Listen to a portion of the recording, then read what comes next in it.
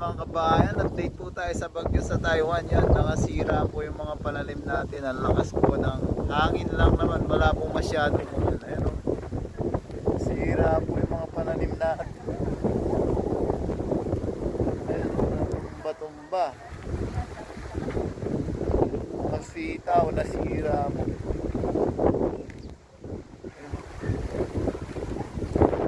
Malakas po yung hangin, sobrang lakas ng hangin, pero wala pong masyadong